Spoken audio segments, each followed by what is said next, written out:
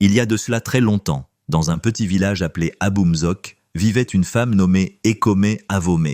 Elle s'était mariée très très jeune et fort longtemps à Nangndong, un homme respecté dont elle ne parvenait pas à lui donner la descendance qu'il souhaitait.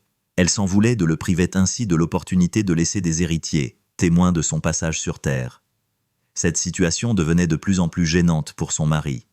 Ce manque devenait un poids pour Nangndong, qui commençait à se sentir inutile, sans héritier pour porter son nom. Son impatience de voir sa femme enfanter un jour se transformait terriblement en une inquiétude existentielle. Ekome, rongée par la honte et l'amour qu'elle portait à son mari, avait tout tenté, prières, potions, sacrifices pour satisfaire son époux. Mais rien n'y fit. Nangndong, qui avait désormais une barbe blanchissante, franchissait inexorablement le 3e âge, la menaçait d'épouser une seconde épouse si elle ne se dépêchait pas de lui donner un héritier. Car sans progéniture, le nom de Nangndong allait disparaître avec lui. Un soir, n'en pouvant plus, Ekome Avome se rendit chez le Gwanga, le guérisseur du village, afin que ce dernier lui trouve une solution miracle au mal qui la rongeait. Après avoir consulté les feuilles et les esprits, le Gwanga pénétra dans la forêt derrière sa case et en revint avec un bocal rempli d'une étrange mixture faite de plantes.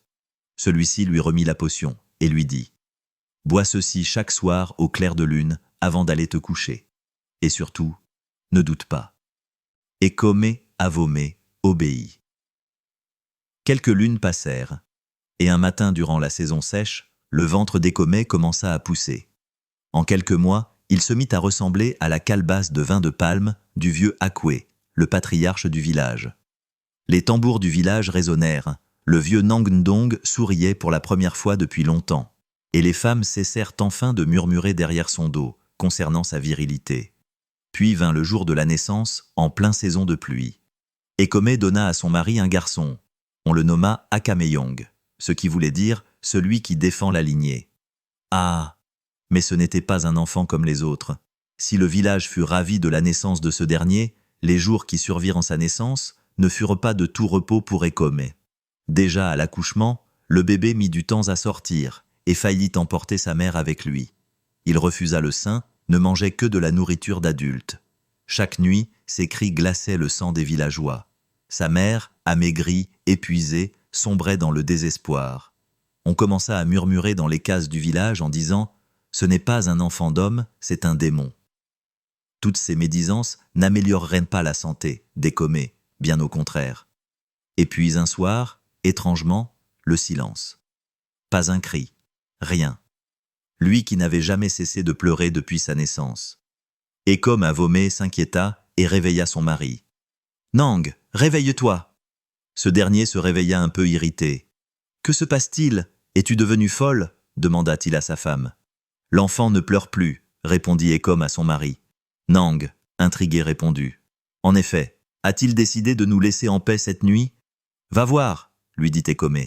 Nang se leva et se dirigea vers le coin où dormait l'enfant. Celui-ci était endormi une natte, mais en se rapprochant pour toucher son fils et vérifier si ce dernier n'était pas malade, Nang constata l'horreur. Akameyong était mort. Pris de peur et de panique, le mari d'Ekome poussa un cri strident et alerta sa femme et tout le village. Le village fut bouleversé. Certains disaient qu'il était maudit et que les esprits avaient repris ce qu'ils avaient donné. D'autres prétendaient que les parents eux-mêmes s'étaient débarrassés de lui. Tout le monde pensa qu'Ekome allait enfin retrouver la paix. Elle vivrait tranquille sans cet enfant. Malheureusement, Ekome fut encore plus perturbée. Ekome Avome, elle ne retrouvait pas la paix. Elle pleurait son fils, même si son enfant était étrange, même s'il hurlait chaque nuit, c'était son enfant. Car même un enfant maudit reste l'enfant de sa mère. En effet, même si ce dernier la faisait souffrir, il en demeurait pas moins qu'elle l'aimait. Les lunes et des saisons passèrent après ce drame. Une nuit, alors que tout dormait, Ekome Avome entendit une voix d'enfant l'appeler hors de la case. « Maman !» Elle se leva lentement et sortit. La voix venait de la forêt qui bordait les cases du village. Elle y pénétra comme attirée par une mystérieuse force. Lorsqu'elle s'enfonça dans la forêt, à l'intérieur de celle-ci, elle fut étonnée de se retrouver en plein jour. Elle trouva une vieille femme assise sous un arbre. Cette dernière avait le corps tout couvert de gales et de puanteur. La vieille dame demanda à Ekome Avome de bien vouloir la débarrasser de sa gale en lui frottant le dos.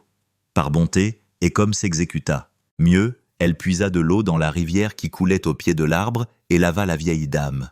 Grande fut sa surprise, la toilette terminée, la vieille femme se transforma en une ravissante jeune femme et devint une jeune fée lumineuse, parée de bijoux.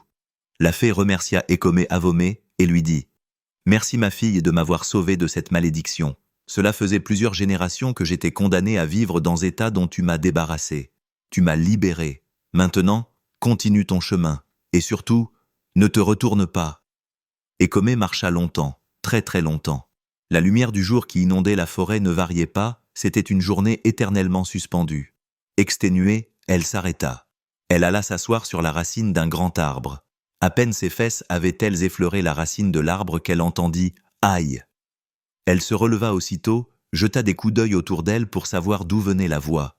Elle ne vit personne et tenta de s'asseoir de nouveau. Mais la voix se fit encore entendre. « Aïe ! Mais que fais-tu, petite sotte ?» cria une autre voix. Ekome se releva et se retourna sur elle-même, regarda de toutes parts, mais ne vit personne. La peur commença à gagner son esprit. « Je suis là, répéta la voix précédente.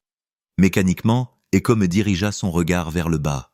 À ses pieds se tenait un petit homme, Lisiki, un esprit nain. « Il faut faire attention lorsque tu te balades dans la forêt. Tu n'es pas seul, lui dit-il. « Excuse-moi, petit homme, mais j'ignorais que tu étais là, répondit Ekome Avome. « Comment peux-tu penser une chose pareille avec tout ce monde qui t'entoure ?» répliqua le nain. « Tout ce monde qui m'entoure ? Mais je ne vois personne, dit Ekome Avome. « Regarde bien, et tu verras que tu n'es pas seul, lui dit l'esprit. Ekome regarda mieux autour d'elle. Elle fixa chaque arbre et chaque herbe. Elle vit alors de centaines de petits nains, hommes et des femmes. « Mais qui sont ces gens ?» demanda-t-elle à Lisiki. « Ce sont des gens d'ici et d'ailleurs. Ils viennent et ils partent.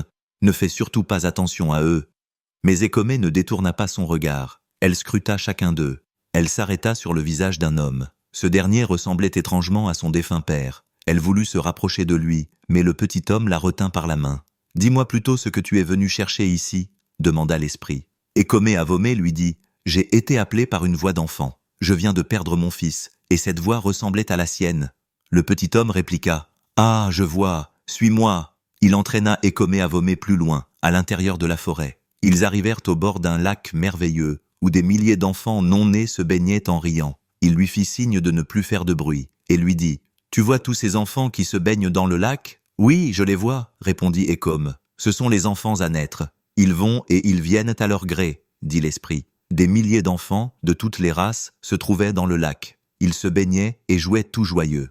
Entendant l'oreille, Ekome Avome pouvait entendre leur conversation. « Moi, quand je naîtrai, je serai un enfant studieux, sage et brillant, dit un bébé. Un autre de dire, au début, je ferai croire à mes parents que je suis raté. Après, ils seront bien surpris de ma réussite. Et un autre encore de raconter, moi, je me la coulerai douce. Je ne forcerai pas mon destin car je serai un grand artiste, adulé et aimé de toutes les femmes. Tu vois, ils savent déjà ce qu'ils seront plus tard lorsqu'ils auront trouvé leur mère, dit Lisiki à l'oreille d'Ekome. Regarde, celui-là, tu le reconnais ? Le petit homme désigna à la jeune femme un bébé qui nageait vers un groupe de bébés. Et là, Ekome Avome entendit ce bébé dire « Je vous l'avais dit que je ne resterai pas longtemps ». C'était Akameyong qui nageait vers ses amis leur raconter son aventure. « Eh, les amis, je suis de retour, comment allez-vous ?»« Bon retour, répondirent les autres bébés. « Raconte, comment c'est là-haut ?» demanda un bébé. « Je vous avais dit que je ne mettrais pas beaucoup de temps. Je vous assure, j'ai vraiment été un mauvais bébé. J'ai fait souffrir mes parents comme je l'avais prévu. »« Mais pourquoi es-tu revenu si tôt ? Tu aurais pu attendre un peu. » demanda un bébé qui semblait être une fille. « Non, surtout pas. Je remarquais que, malgré toutes les souffrances que je lui faisais endurer, ma mère m'aimait encore davantage.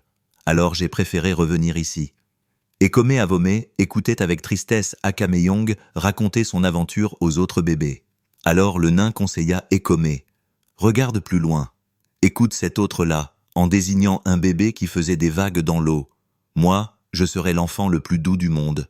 Je comblerai mes parents de satisfaction, et quand je serai grand, je construirai à ma mère la plus belle case du village. »« Tu as entendu ?» demanda Lisiki. « Oui, mais, fit Ekome, c'est ton prochain enfant. C'est sa voix qui t'a sorti du lit cette nuit. Il t'a appelé cette nuit pour que tu sois prête. Maintenant, tu peux repartir dans ton village. » Le génie guida Écomé à travers le creux d'un tronc d'un grand arbre.